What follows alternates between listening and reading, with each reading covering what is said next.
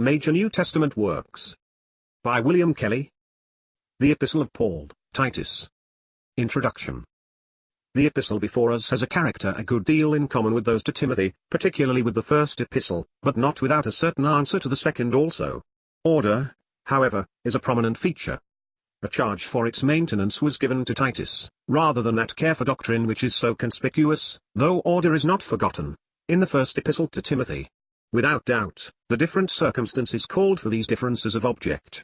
Salvation shines brightly throughout. There is another thing which modifies them all. Titus, though a trusty companion of the apostle, and his own child according to the faith no less than Timothy, did not stand in the same place of intimate affection as the younger laborer, into whose heart the apostle could pour out his feelings, sorrowful or bright, without reserve. This we saw strikingly in the second epistle to Timothy. It has no place in the epistle to Titus, where the exigencies of the work and of the workman occupy, with saving grace and the moral order of the saints, the epistle. It is remarkable that Titus has no mention in the Acts of the Apostles, where we hear so much of Timothy. But there is no warrant for supposing that his visit to Dalmatia subsequent to the present epistle had anything in common with the state of Demas.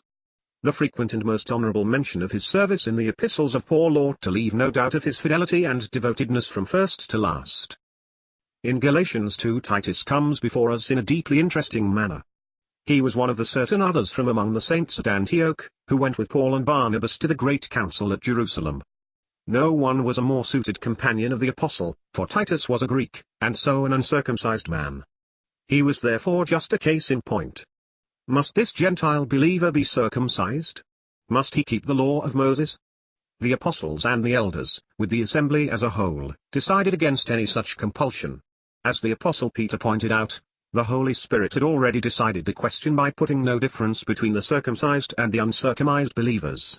Their hearts alike were purified by faith, and the heart-knowing God had given the Holy Ghost to both. It was to tempt God by putting a yoke upon the neck of the disciples, which the fathers or the sons of Israel never were able to bear. Salvation is wholly through grace and by faith, consequently is open to the Gentile as to the Jew. If Moses had in every city those who preached him in the synagogues, it was now for all Christians a question of preaching our Lord Jesus Christ. The boldness of faith in the apostle was entirely vindicated at the council. And the grace already manifested in the call of Titus was confirmed by apostolic authority, not alone among the Gentiles, but in Jerusalem itself. Some have confounded Titus with Timothy and deliberately argued that the latter was Luke's name for the same person. Whatever may be the ingenuity of the argument, Scripture is wholly opposed. Timothy is expressly said to be the son of a Jewish believing woman, and Paul took and circumcised him, not by compulsion, but on account of the Jews who were in those places where his father was known to be a Greek. The characters of the two men stand before us also with no small distinctness. For Titus had none of the yielding and sensitive spirit of Timothy, but as he was more mature, so was he also more courageous.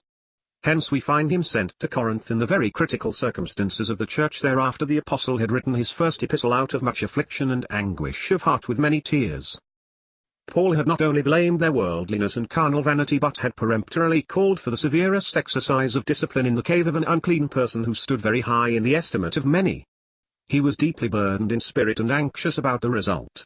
So when he came to Troas for the gospel, and when a door was opened to him in the Lord, he had no relief, because he found not Titus, my brother.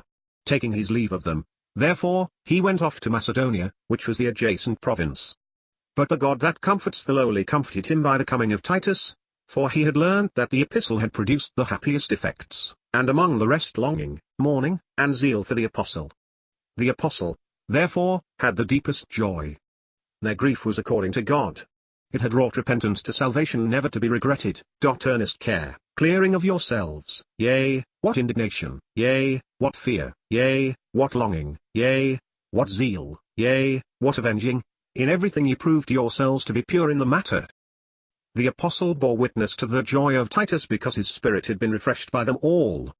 The boasting of the apostle, as he calls it, was not put to shame, but found to be truth, and his inward affection was more abundantly toward them, while calling to mind the obedience of them all, how with fear and trembling they received him, a state of soul which grace alone produced, especially in such as the Corinthians. And the apostle in the same second epistle to the Corinthians mentions his exhorting Titus, as having made a beginning before, to complete in the Corinthians their purposed liberality toward the suffering saints in Jerusalem. so had done the churches of Macedonia, which were as poor as the Corinthian church was rich. He thanked God for putting the same earnest care for the Corinthian saints into the heart of Titus, who, being himself very earnest, went forth to them of his own accord, and with him the brother whose praise was in the gospel through all the assemblies, sent by the apostle as he was chosen by the assemblies, for the ministration of this grace. The apostle, providing things honorable not only before the Lord but before men, avoided taking it upon himself but gladly helped it on. It is to this servant of God, of long-standing and ripe experience in the work, that the apostle now writes. For Crete had a most unenviable name in the ancient times, and when the freshness of grace and truth is no longer felt, evil characteristics like theirs are apt to rise again and display themselves. To maintain the glory of the Lord, in the help and correction of the saints there, was the urgent object of the epistle to Titus. We shall see in the detail how wisely and worthily of God this fresh design was laid on the apostle's companion and fellow laborer on their behalf.